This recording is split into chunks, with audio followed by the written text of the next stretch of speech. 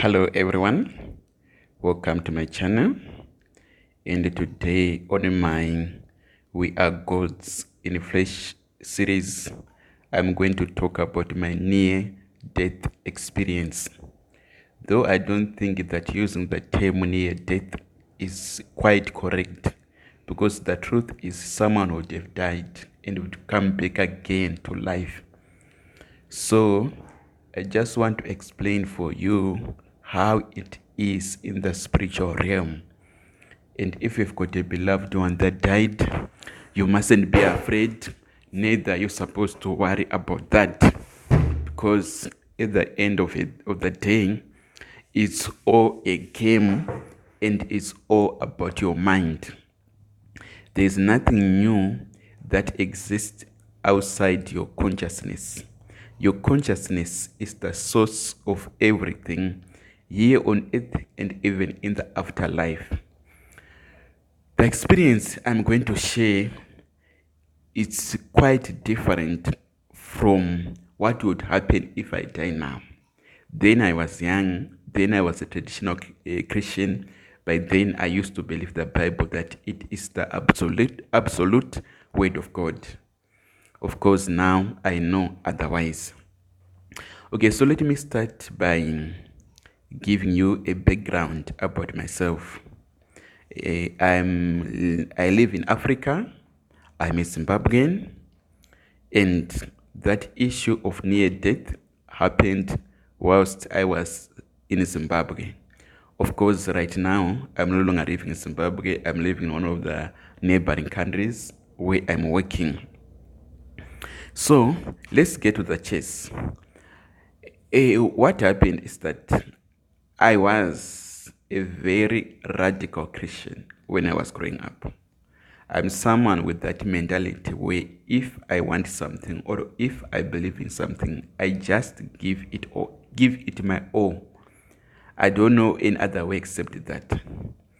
So what happened around 2011, it was in August, I got sick, and the nature of my disease, or the ailment that I was suffering from was rather complicated. So I tried all the Western or the normal maybe therapy, or maybe what we will do normally in Zimbabwe is to go to the hospital. I did that. I was given medicine, but it never really worked. I was someone who we would call a prayer warrior. And even up to now, I'm someone who still prays a lot, though I no longer really believe in the existence of a Jesus or a God outside there.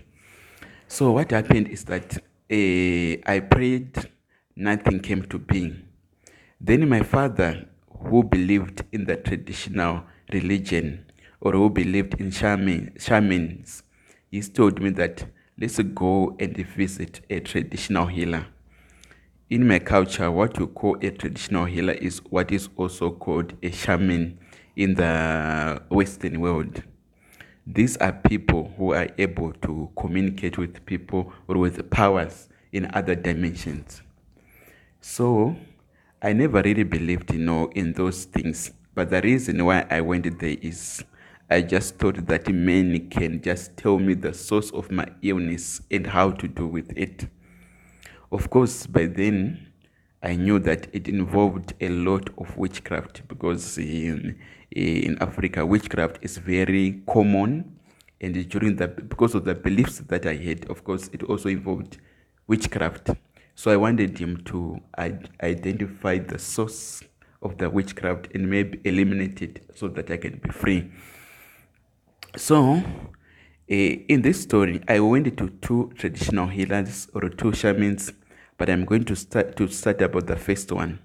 This guy is not a Zimbabwean, but he comes from Malawi, and he practices the Muslim religion, or you've got faith in the Muslim beliefs.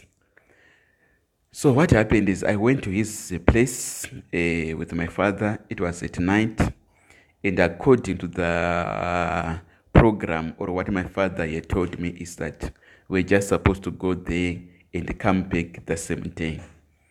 But to some extent, he cheated me. He knew that when I went there, he was going to leave me at the house of at the shaman's house.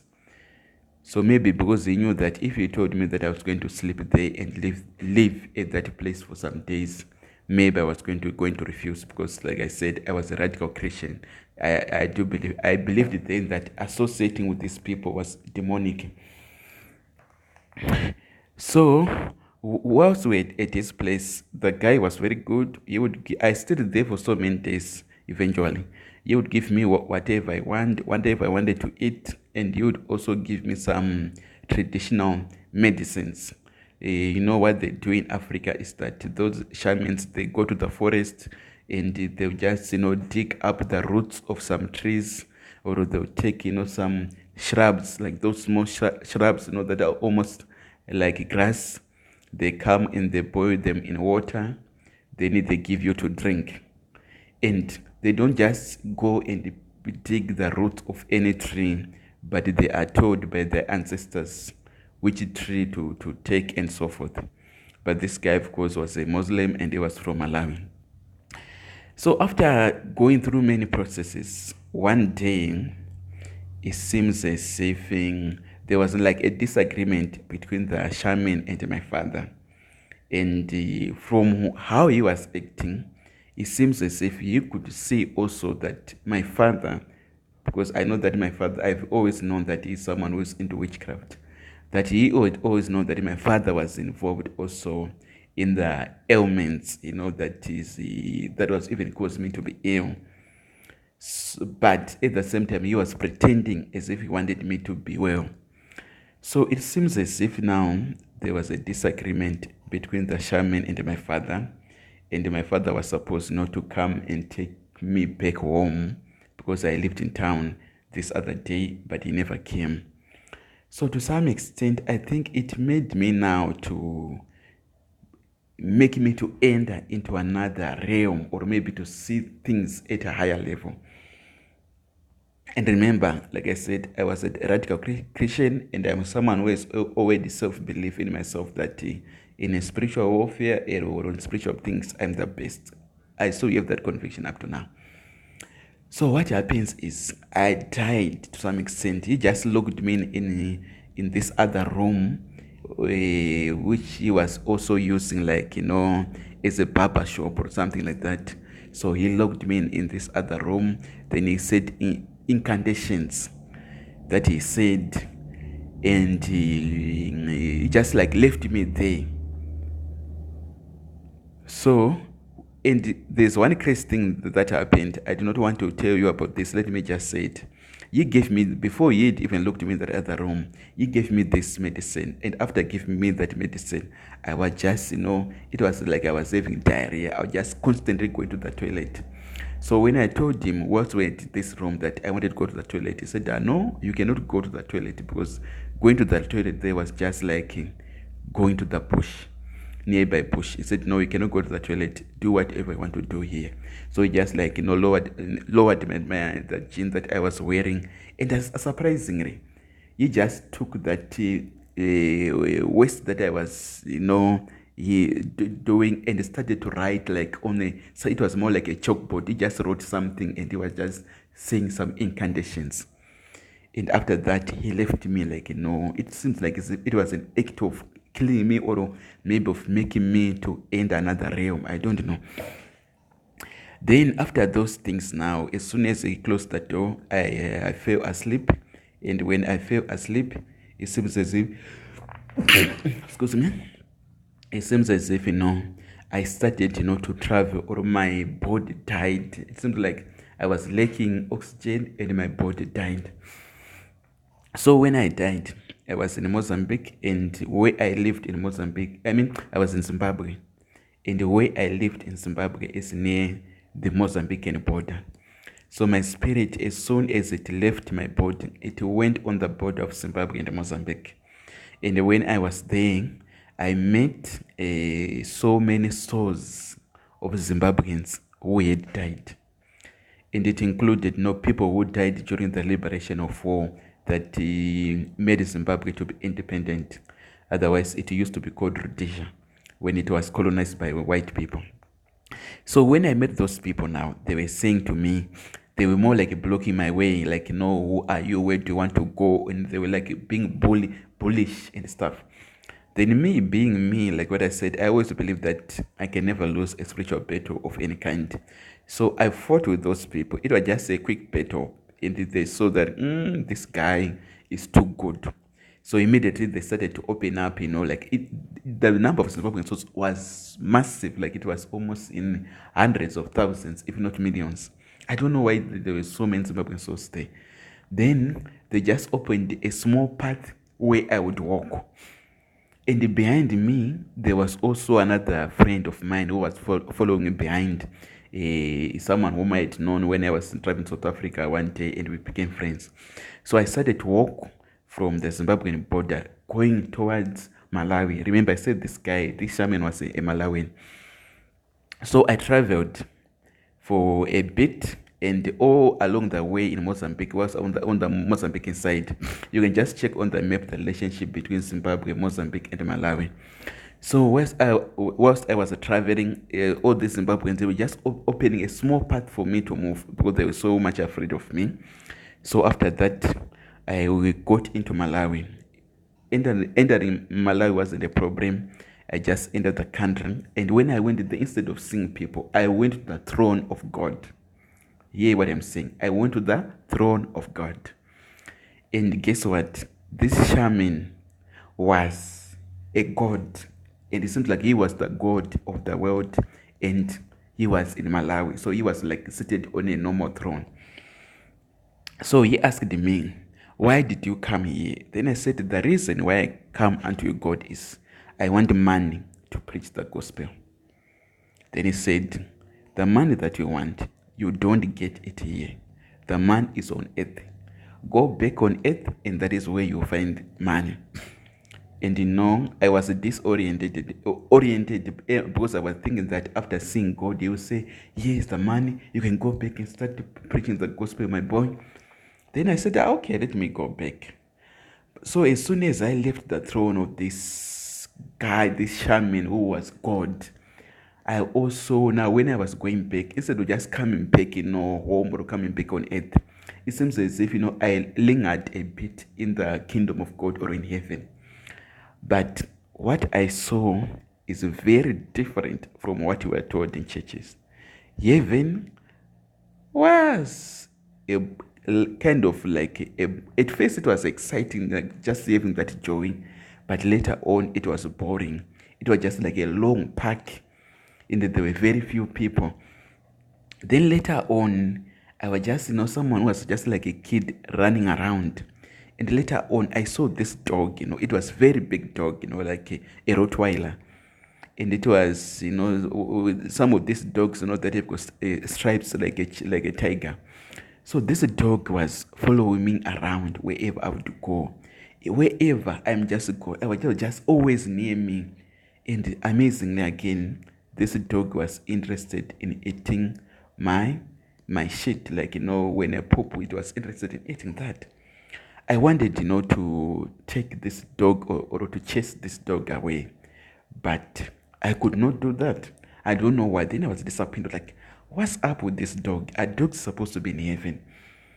And remember, this is a side note, I later learned that God in reverse spelling is dog. You must do the means.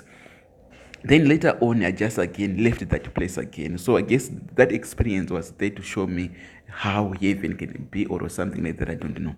Then I started again to be on my way back, not on earth, to Zimbabwe and to my port in particular.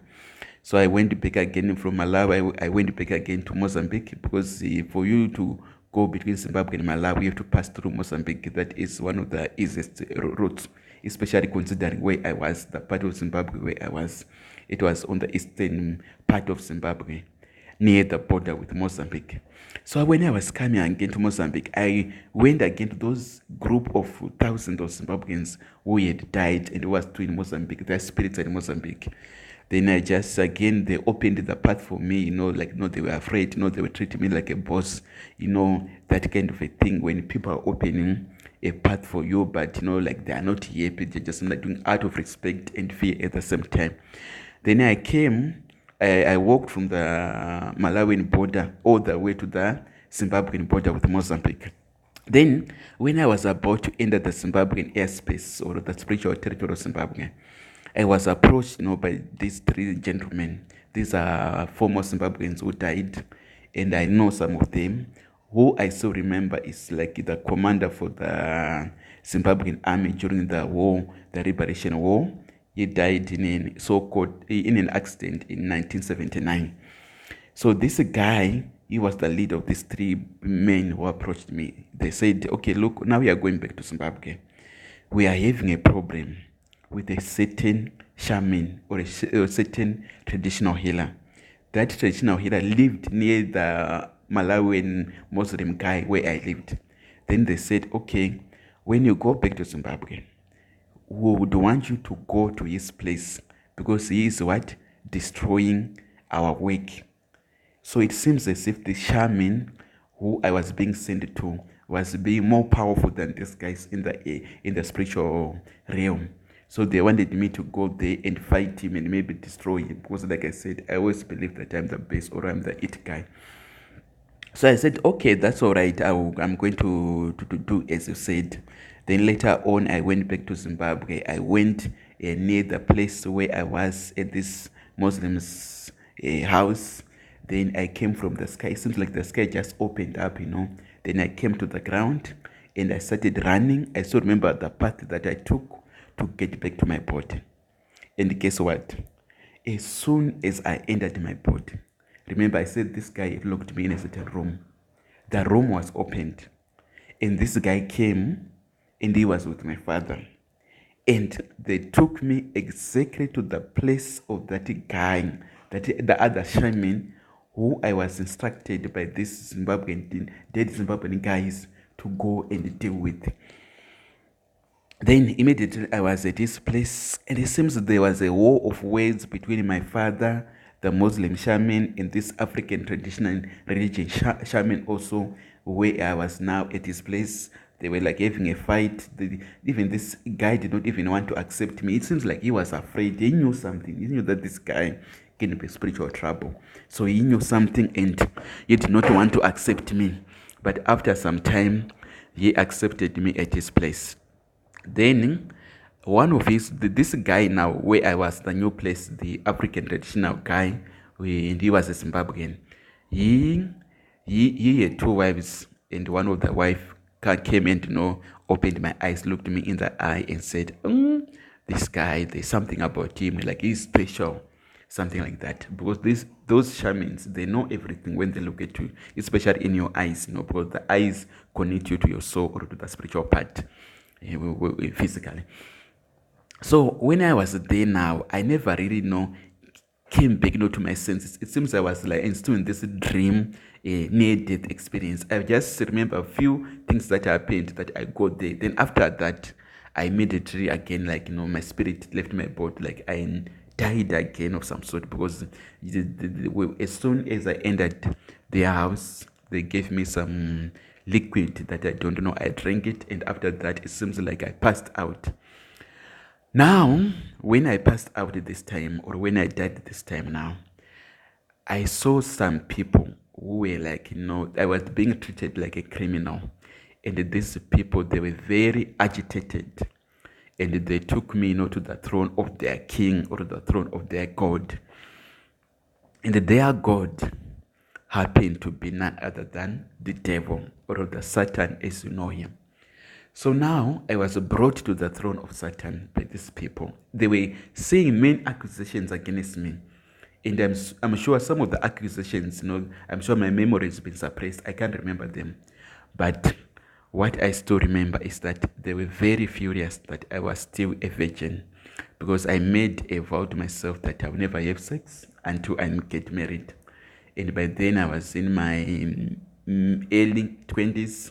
Now I'm still even in my early 30s, and I'm still a virgin. And proud of that too. So these guys, they were very furious, that, you, how can you be a virgin? Like, they were very furious, like it was, you know, it's beyond words to describe how angry they were. It seems as if, I had killed a president of a nation or something like that, like a beloved president or something like that, because they were very angry at me, like, they wanted to tear me into pieces. And oh, they were saying that this guy is still a virgin. Like, how can he be a virgin? Then when I was brought to the throne, the devil was very calm. He was just like, being bossy and all. And he said to these people, okay, now, since you are accusing him that he's committed those kind of crimes, I can't remember the other crimes, but the main one that was making them furious is I was still a virgin. Then he said, okay, what do you want to do with him? Then they said, he must be killed. And I was very furious with myself. Like, what? You mean I must die because I'm a virgin? Of all things, seriously? Because me, I always thought, being a virgin was like a noble act. Something that was promoting my score in the spiritual realm. And to my surprise, I was going to die for it. But I couldn't do anything, So I was bound, and these people were powerful. I was weak, and I couldn't even fight back. Then the devil said, is there anyone among you guys who would want to appeal on this guy's behalf? If anyone can appeal on his behalf, I will let him go. Then later on, I started to see my ex-girlfriend. She was coming. She was not there among those people, but I could see, going through the ranks, like I could see in Zimbabwe, going through the protocols in the satanic realm of approaching people. Because you don't just go to the post, you have to go through protocols, you have to go through rings.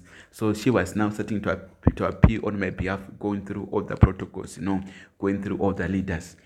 And the very last person that she approached, I know this guy very well, and he's very popular in the world. Even if I say his name, I'm not going to say it because he's a pastor.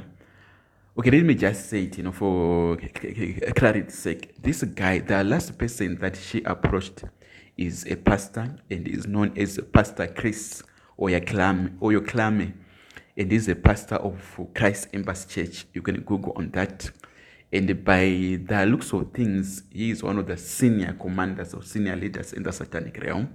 So it is the last person that she approached. And the Pastor Chris gave her the authority not to go and speak to the devil or to approach the devil on my behalf. Then she went to him, and the devil heard her plea, and they leave me alone, or they let me live. But now, coming back now from that realm or from that kingdom to my body now, what's the problem? It seems as if even though the devil said, don't kill him, but because there were so many people who were furious with me, they tried again more like to capture me or to make my life hard. So when I was coming back, it seems like I was caught, I wanted to come back to my body, but they could not release me. So it seems now they were catching me and they were doing all fun acts with me. Then me, because of my confidence again, it seems like we had a battle and I won the first battle. Then I was even bragging, and singing in the spiritual realm that, you guys, you can't do anything against me. Because my grandfather, my maternal grandfather, was a great traditional healer. So I said, you know what? Me, I'm the grandson of so and so, so there's nothing you can do against me. Like, I even made a song that became a hit in that world, And I remember about that song, I was in a helicopter, I was singing with I was sitting on the edge of a helicopter, and my one leg was, like floating in the air, and I was just singing there, like, breaking, that kind of thing, because I look very humble, but inside I'm very pompous. Then after that, when I was breaking out, I was hit, like I was hit by a volt of electricity.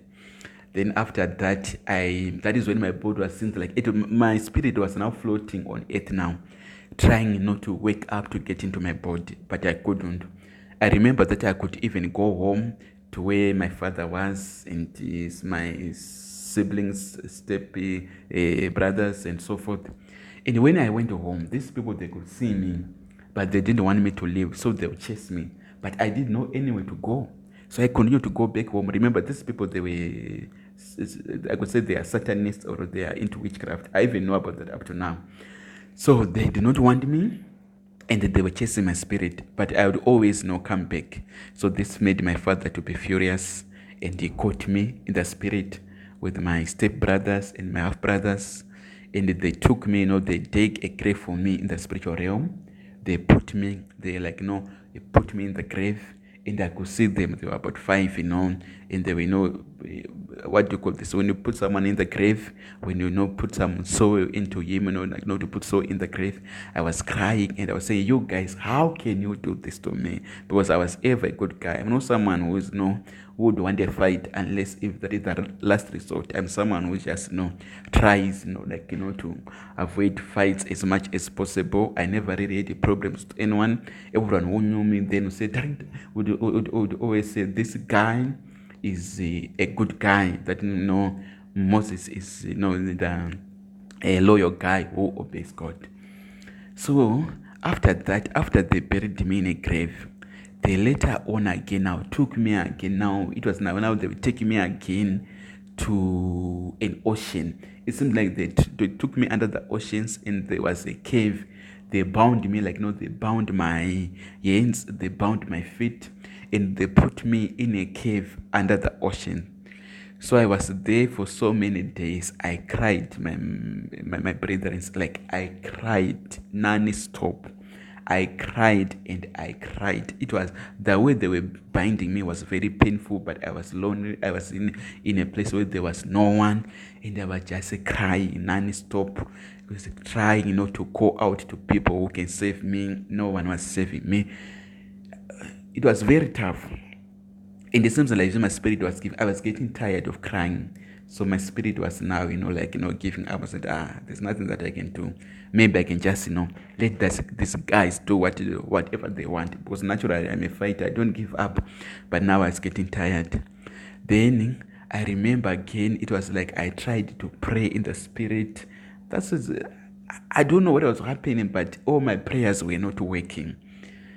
And, I don't know how to explain this. It's beyond words. Then when I was running out of solutions, that is when now I saw these guys. Remember I said when I went to Malawi, or when I was passing through Mozambique, I saw these former Zimbabwean commanders or soldiers who sent me to this place for the African shamans place, or traditional healers place. So they later came, that commander, or that Zimbabwean commander, he was called, Josiah Tungogara. He later came, with some forces. I think they were about 5. So now they later came, and now they were surrounding the house where I was. It was near Mutare, one of the major cities in Zimbabwe. So now they more like it an operation to rescue me. So they were now, I could see them coming from far, and I was yes, at least now some people are coming. And now when they were near the house, when they were within the shooting range, and I was so happy that they need to shoot this shaman. He's a very bad guy. And it seems as if when it was about to be war, and me, of course, in my spirit, I was backing them, and I knew that it was going to be victory. So when it was about to be war, just before when they could shoot their guns, just taking their positions, just when they was about not to, that moment when someone is about not to let go of the trigger, and shoot a bullet, that is when this shaman or these people or whatever happens, that is when I was released, and that is when I came back to my body now, and I just woke up. And by then, that is when I started to know about the place where I was. I had no idea where I was, but now these people, that is when I came to my body, I was awake again. And of course, I later left that place, we never really talked about this with him. They were just saying all kind of accusations against me, that you are defiant, you are a fighter. And they will say, no, you want to reveal our secrets, you want to be sell out about what we do, like how the world is run, something like that. They will say all kinds of things. But, so that is my story of my near-death experience. But with that now, remember, I was a radical Christian. I never saw Jesus. He never came to my rescue. So I'm seeing this because now I've realized that there is no existence of a God, of a Christ, of a Savior, of Muhammad outside our own mind. Our mind is all in all. It creates, things are created by our thoughts, by our subconscious belief. So right now, I know that there's no God, and I can't even stay. I love my life. Life is very exciting, but I'm also curious what is going to happen to me when I die next, because I know that there's no one there except me. And if anyone wants to question me, I know that no one will dare to question me, because I know I'll just hit them up hard, that kind of a thing, because I know that there's nothing there except our conscious. So our current conscious here on earth creates even our afterlife. But if you have got a relative who died and was believing in Jesus, what, of course they'll go through the process of hell, but you will always be reborn. Me, I know that I've reincarnated several times. I even know about how I died in I think in my last life. Maybe I'll make a video. I'm going to make also an audio about that. And I also know that I was involved in space warfare, and I know that I lost one of them, my last battle in space warfare within the intergalactic warfare. I know that I was a commander and I lost a battle, like I trusted some people, then I was sold out